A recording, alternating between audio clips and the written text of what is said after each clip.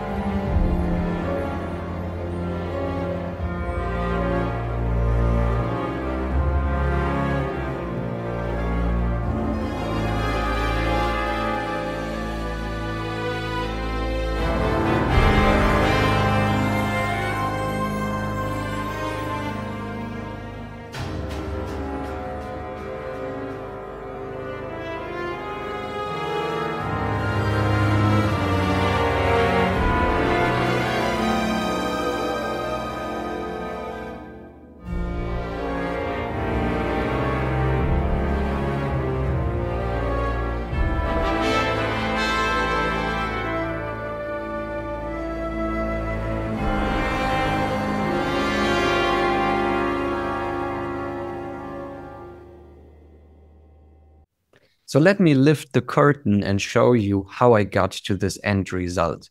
And it all started with a simple line.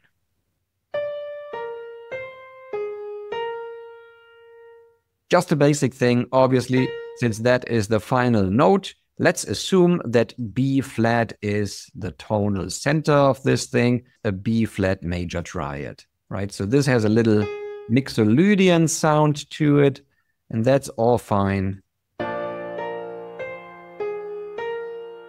But let's not do any of that, because that is what everybody does, right? Let's be more interesting. And that's already the moment where I get rid of the scale. So what I do instead is I treat every bar as a mini tonal center. But from here, I simply go down by 6 chromatic steps from each of those tones.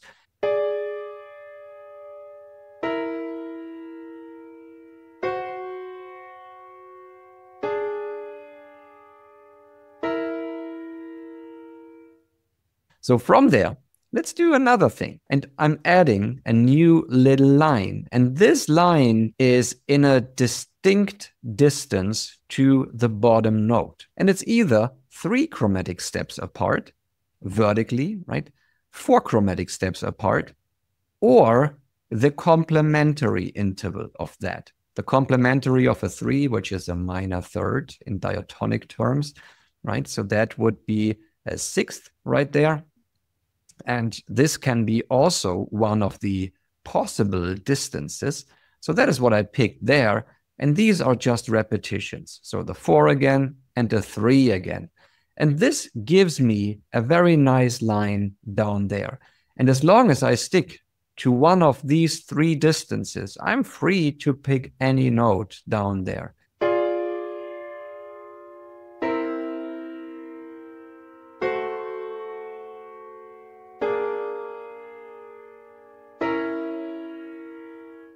And it might remind you of chord structures here or there, like this guy. Absolutely, that's a C dominant 7th chord. You spotted this already. I believe the same thing happens, obviously, right there. And this one here, this already indicates the F minor triad with an added 6 right there. This is a very good way to keep your notes organized in this spell, right? So we are following the spell right now. That is what we are building. So from this guy down there, let's go down by 5 in parallel.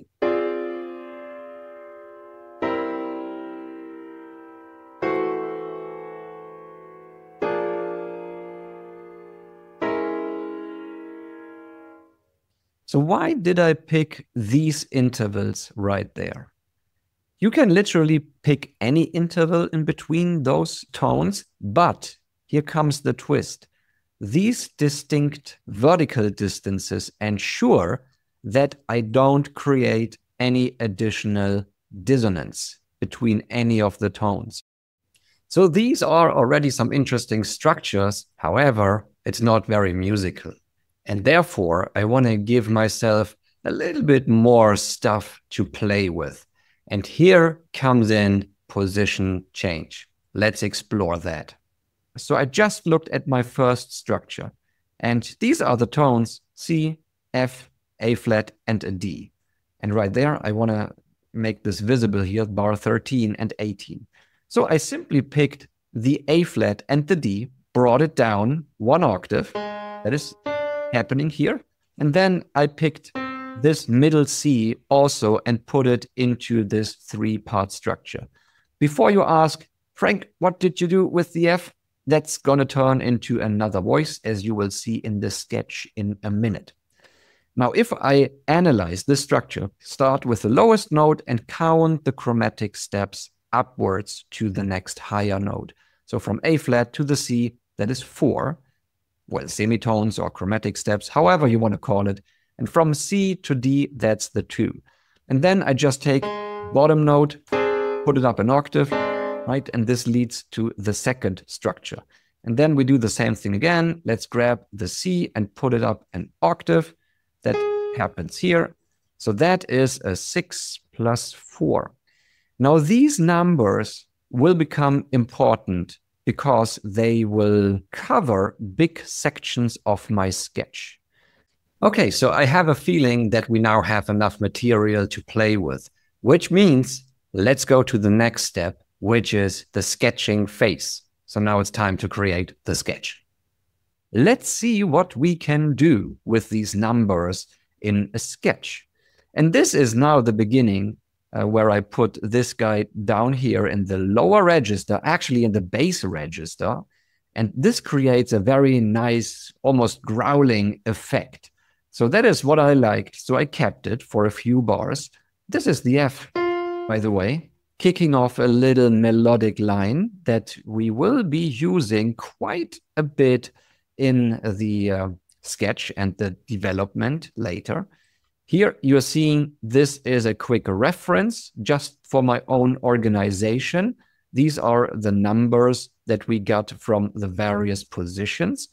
And the question now is, how can we organize those numbers and the tones so that we describe a nice and entertaining story?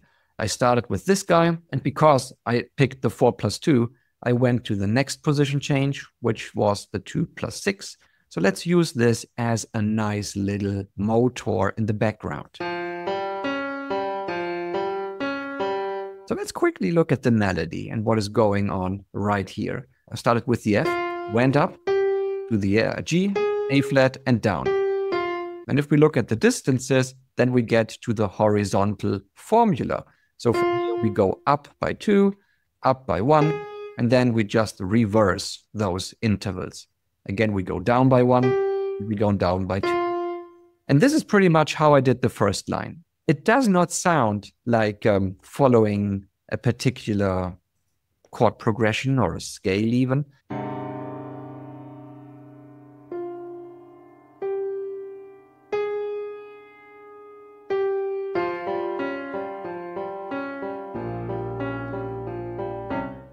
Guess what I'm starting here? Look at the distances.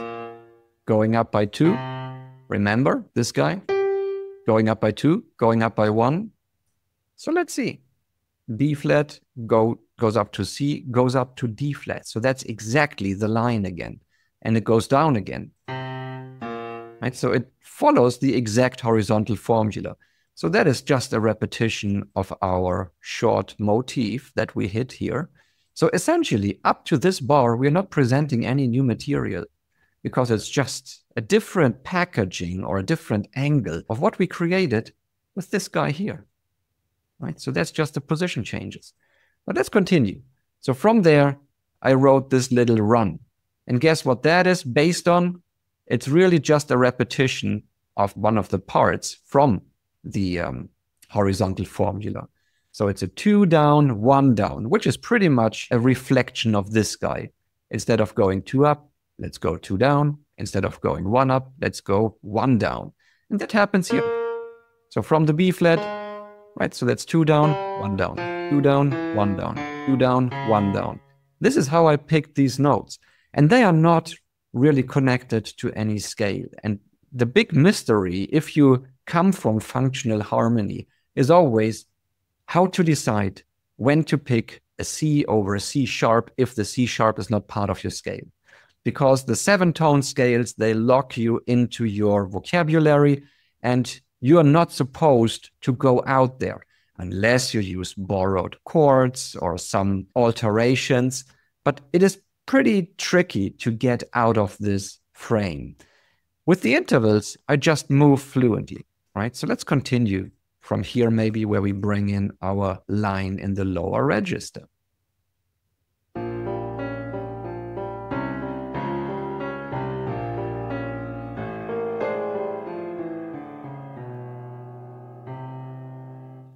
This is another position change, right? It's the 6 plus 4.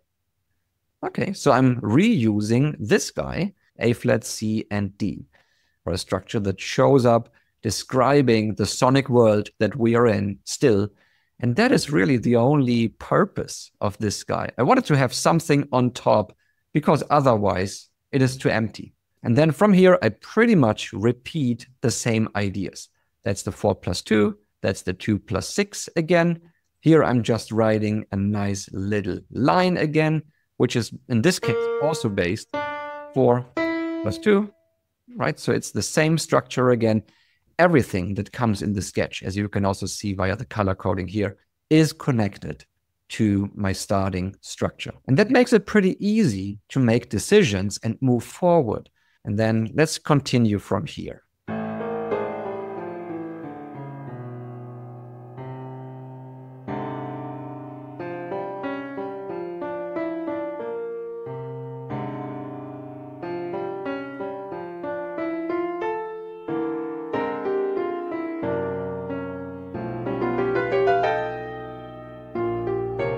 Quick note to this run, it reads 4 plus 2. Let's look at the notes here at the lead line and see what's going on.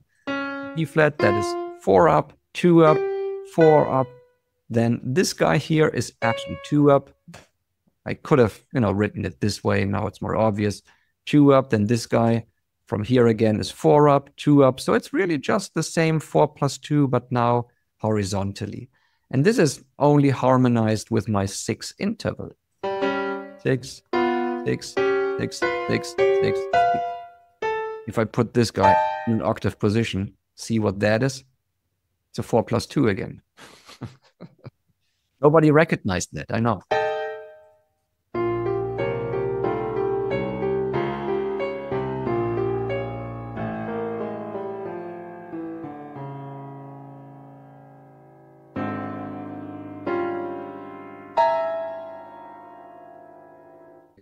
Now, the next step would be the developing phase.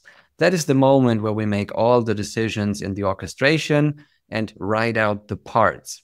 That's going to turn into a dedicated video when we deep dive into the orchestration.